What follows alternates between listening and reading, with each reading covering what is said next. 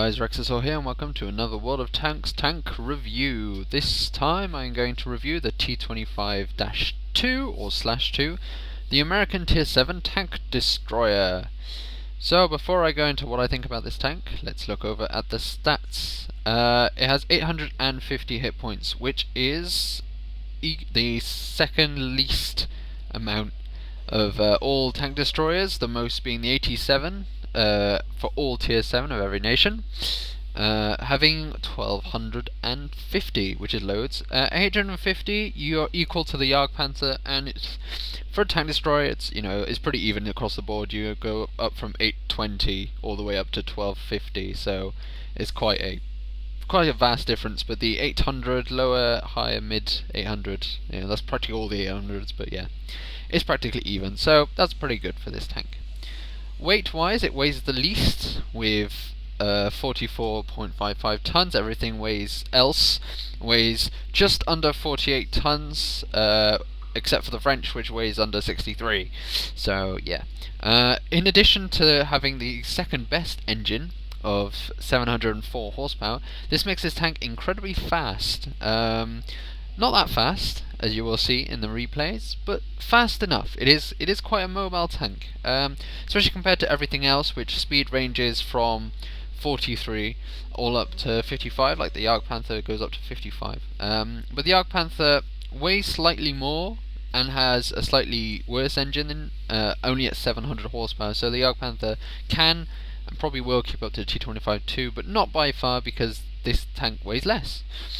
So as you can see, the speed goes to the 56 kilometers per hour, which is the most of all TDs. Only the Jagdpanther is only 1 kilometer per hour less. Of course, that is on paper, not in actual fact. Everything else ranges all the way from the 50, which is the French, all the way down to 20, which is the 87, as you probably would have guessed. Hull armor wise, this tank is not very hull armored. 76, 50, 38. The best being an 87, but let's not really talk about that. Probably the one you should be comparing it to, but there's nothing really can compare because this is a turreted tank destroyer. Probably the Jagdpanther is the best comparison. You do have more armor than the Su-152, but the Jagdpanther AMX all have 80 to 120, so it's pretty low down in the armor, to be honest. It's not a very armored tank destroyer, but your tank destroyer shouldn't really be getting into the fight that much anyway, unless it's the 87. Turret armor wise, well, you got the best turret armor and the worst turret armor of all TDs, because you're the only tier 7 TD with a turret. And it's not a very good turret. Your turret traverse is only 18, which is pretty shit, to be honest. Yeah, it's basically, you come here from the Hellcat, you're used to it, and judging by how you should play this tank, it shouldn't be a problem. It's just quite slow. Next we'll go on to the actual hull traverse. Now the hull traverse for this tank is 30, which is the second highest. The Jagdpanther having the highest with 32. Everything else has lower 20s. So yeah, it's traversable. It's like the Hellcat. It is traversable and a movable tank. View range, you have the best view range with 380. If you add to binoculars to that, that's a lot of view range. You easily get yourself up to the maximum 500, which means that you will be able to spot enemies better than other tier 7s. Signal range wise though, you have the worst radio. Everything else has a high radio, ranging from 625, so just 10 better, all the way up to 750 with the French. So yeah, this tank, as you can see, it's in the speed end. It's a speed that can get into position quickly and see its enemy and give it to the other players so they can see it. It's not a spotting vehicle, but you can use it as a spotting vehicle, much like the Hellcat before it. So let's get on to the guns. Well, this gun is it's not shit, it's just not good at all. If we go to the Hellcat, which I have actually in my garage, I don't even know why I did that. Oh damn it. But anyway, yeah, the Hellcat, if you look at its gun, it is remarkably similar, because it's practically the same one. Same caliber, less fire rate, 10 more pen, same damage, less accuracy, same aiming time, same weight. It's the same gun. It is the same gun with 10 more pen, and that's it. You don't even you get like 15 more pen in premium ammo, but Who cares about that? You don't even get the same. You get exactly the same HE. So compare that to the other American TD, which I do not have. If we look at the tech tree for America, there you are. This gets a 105 gun, which has less firing rate, yes, it's a lot more penetration, a lot more damage, only 2 worse accuracy, and the same aiming time. What? This gun is awful at tier 7. It's not awful because most of the time you'll be able to get the shots you need just to penetrate, and 170 pen is enough to pen most things. I mean, it's only 5 less than the 122 which the IS has, so you can pen things. It's not hard to pen things. It's just annoying that you don't have a better gun. I mean, you'd expect to do a bit more DPM. Sadly, your DPM is only 1,870 compared to the Hellcat, which has a beautiful 1,800 at tier 6, which if you compare it to the SU-100, okay, maybe that was a stupid comparison. That never happened. Anyway, so yeah, this tank is pretty good. I would highly recommend putting a gun rammer on it, just because gun rammers mean you fire more. Binoculars are a must, and because you got binoculars, you might as well put a camo in it. My crew scales are all camo, and that will remain it. This is how you play that tank, really, as a camouflage.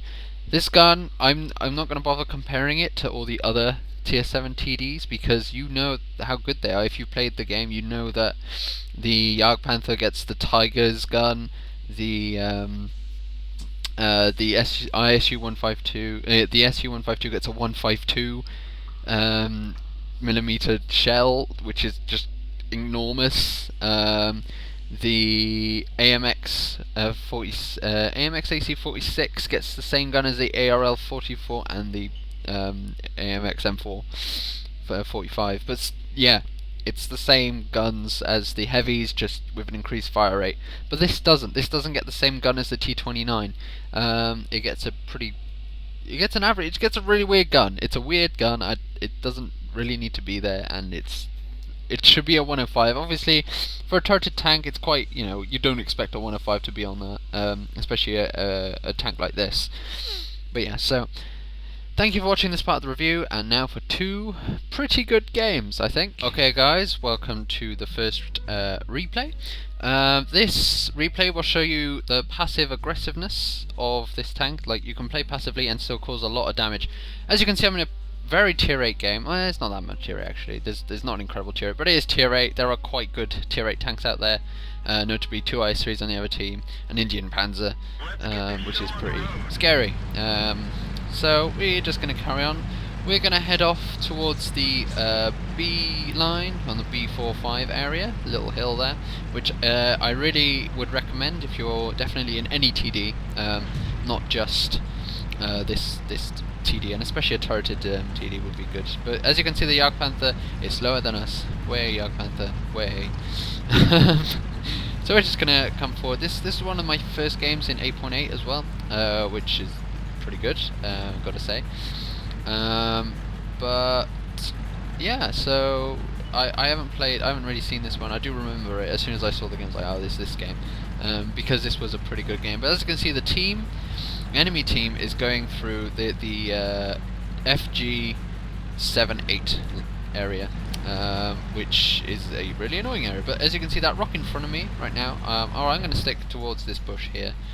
I have my binoculars and camo cloak set up, which is very important. And this rock is the best rock ever. And I missed my 2 shots. I don't know if I hit that M5, but this guy's just going to stay here, and I'm going to go, okay, I'm going to have your shots then. Boom. And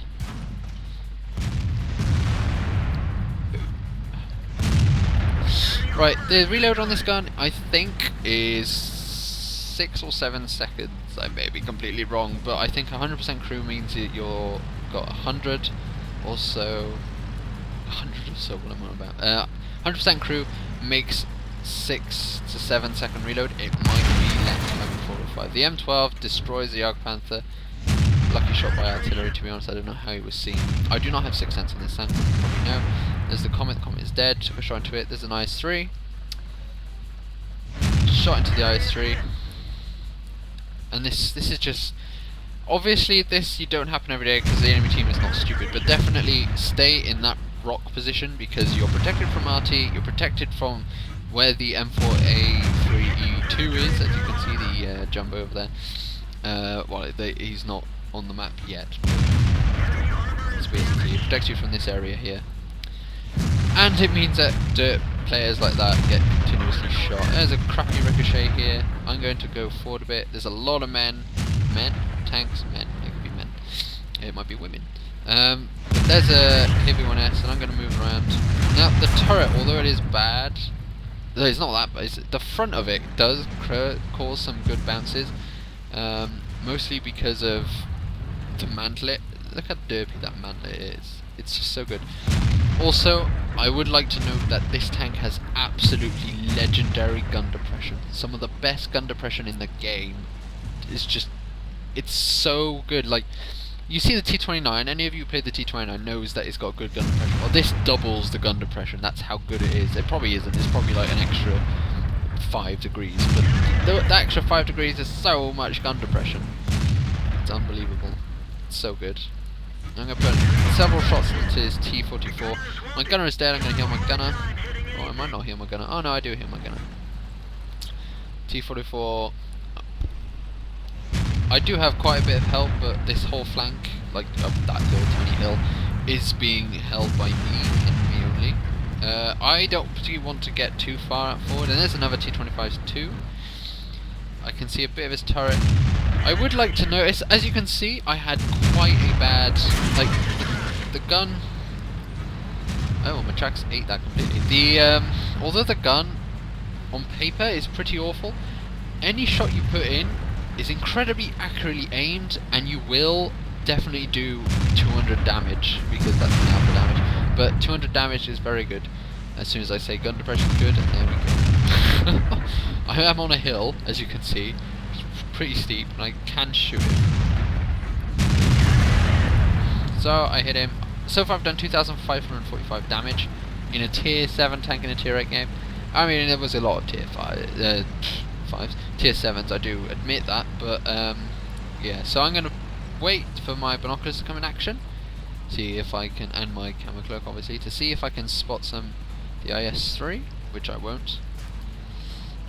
Oh, there he is, and IS-3 kill, 2 kills, and there's the jumbo. He's sort of being a duke, and I'd do some damage for him as well.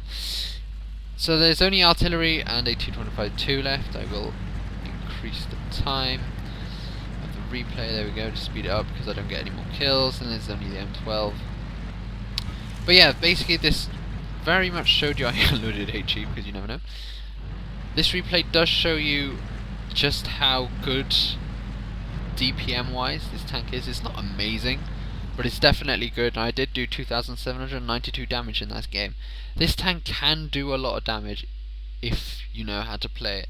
The Hellcat was very much a scout TD, like you would go into a very forward position, do a lot of spotting, then do a lot of derping, pretty much. This tank doesn't have the scout element, but it's still fast enough to get into a forward position.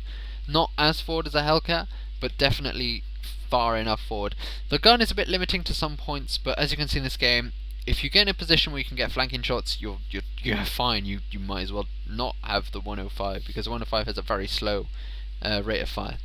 Anyway, thanks for watching this replay. Now for the next one. Okay guys, here we are.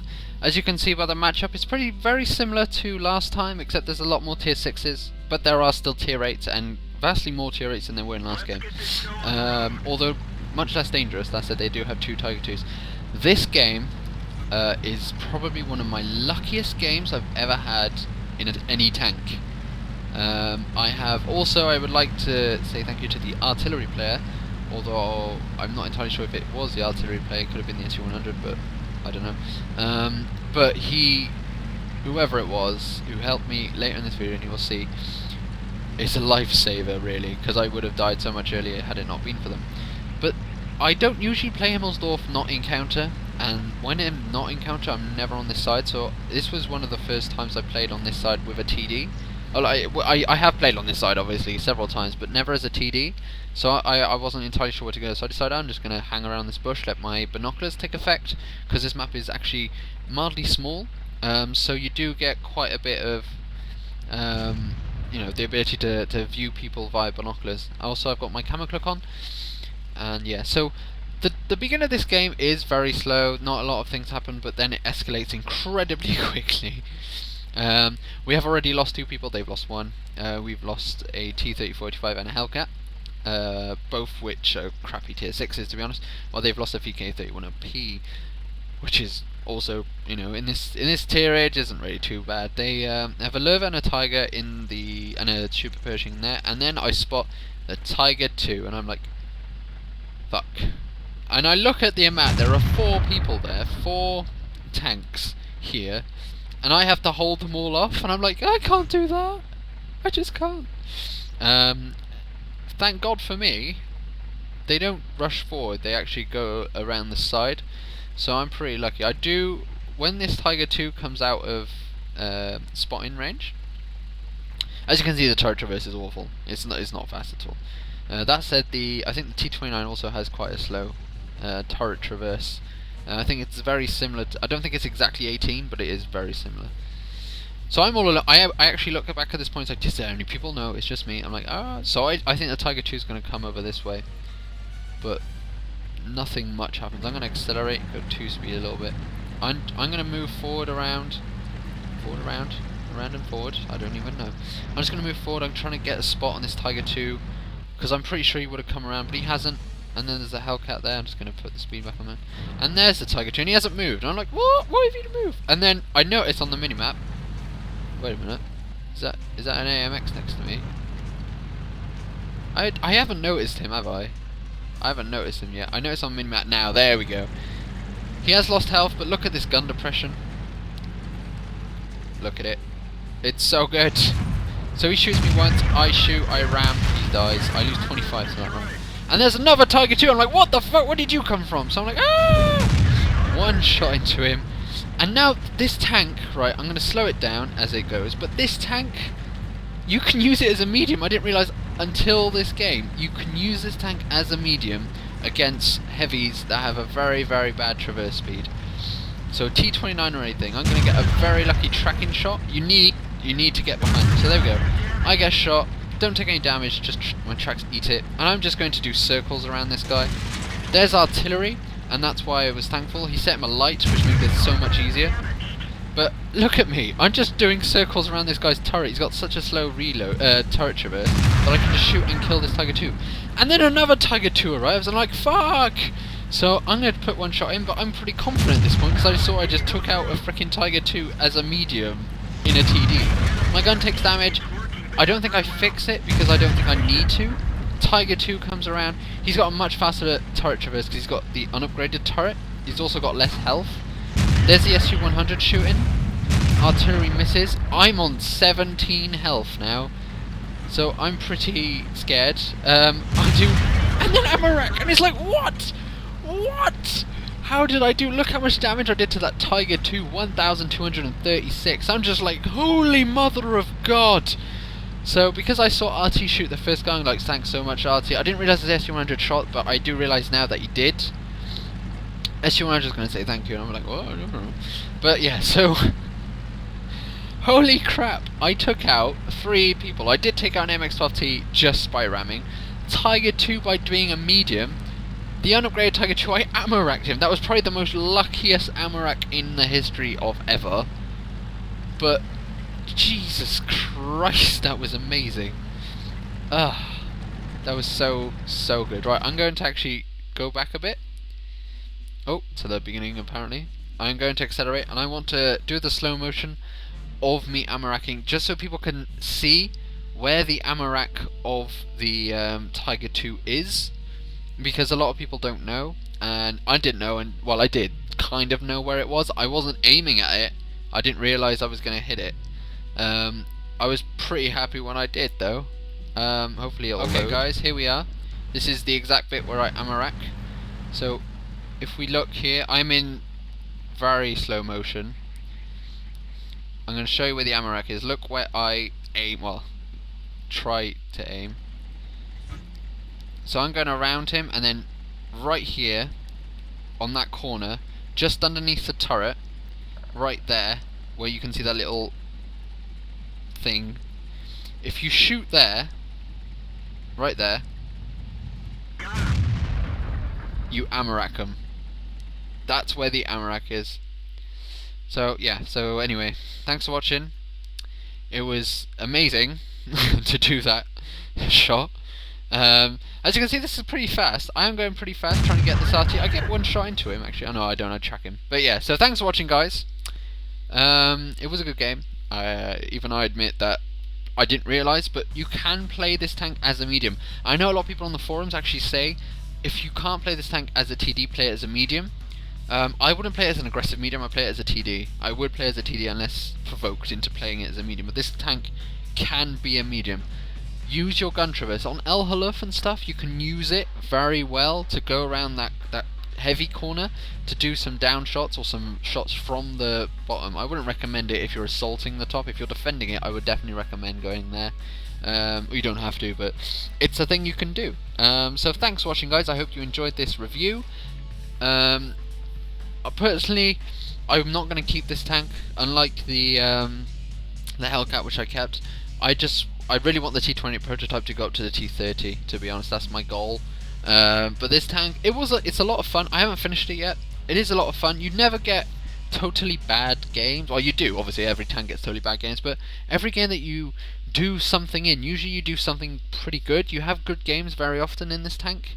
It's just annoying to play. After the amazingness of the Hellcat, you basically get another tier 7, slightly slower Hellcat. And it's kind of like, So, yeah. So that's all I have to say about that. Thanks for watching, guys, and ta-ra.